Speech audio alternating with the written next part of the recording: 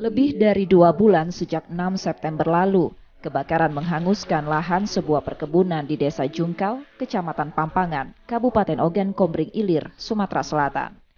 Selama itu pula, Manggala Agni setiap hari berjibaku memadamkan api. Lahan perkebunan ini dulunya adalah konsesi yang pernah terjerat kasus kebakaran lahan seluas 1.800 hektar pada 2015 silam. Pengadilan Negeri Jakarta Selatan memutuskan bersalah dan dikenakan denda 466 miliar rupiah. Belakangan, korporasi dinyatakan pailit pengadilan. Lahan pun terbengkalai dan tahun ini kembali terbakar. Kanal ini jadi satu-satunya sumber air untuk memadamkan api. Manggala Agni harus melewati semak belukar dan mengulur selang lebih dari 100 meter untuk mencapai titik api di tengah lahan. Kondisi lahan gambut yang sangat kering dan dalam membuat api sangat sulit dipadamkan.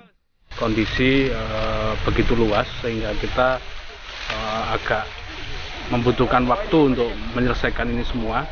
Kemudian memang kalau kita lihat sendiri kondisi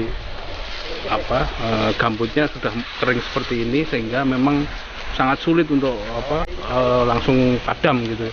Dan air juga semakin sedikit yang kita lihat sekarang pompa harus dipindah-pindah terus untuk mencari sumber air. Ini yang menjadi kendala kita. 2 bulan terbakar, di kawasan ini menghanguskan sekitar 5.000 hektar lahan.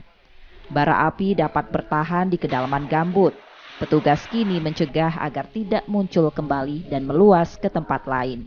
Batas itu kita buat perimeter dulu. Jadi yang sudah terbakar kita biarin dulu kan, sambil kita membatasi, melokalisir api aktif biar tidak timbul kebakaran baru. Ya, penyekatan.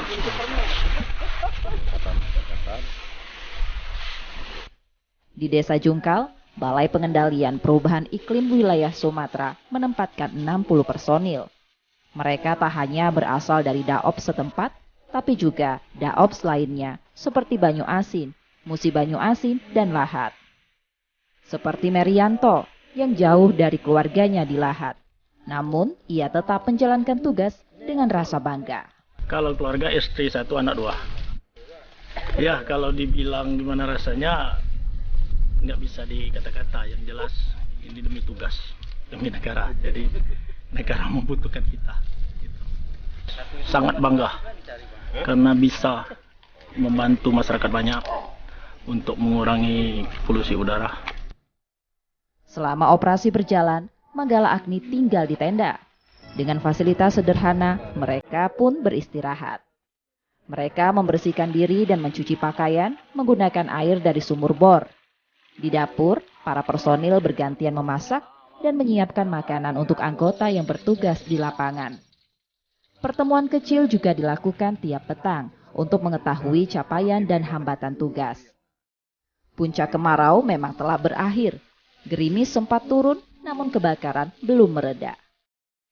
Manggala Agni terus bertahan bekerja dalam sunyi demi langit Sumsel kembali biru.